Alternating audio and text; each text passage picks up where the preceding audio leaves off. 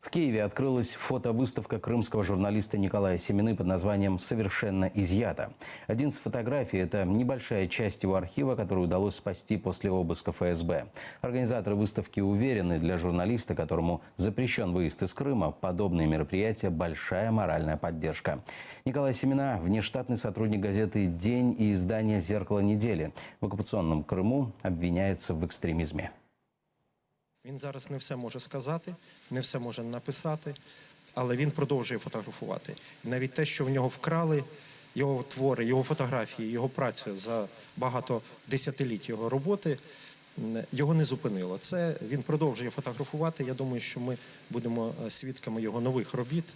Фотоматериалы, над которыми он работал на протяжении 20 лет своей профессиональной деятельности, они были изъяты. Фотографии и слайды, в которые мы поместили в фотовыставке, это просто белый лист, на котором написано, что 900 гигабайт информации изъято, да, и что на этой фотографии, на этом белом пустом месте могла бы быть какая-то фотография, которую он снимал на территории Крыма.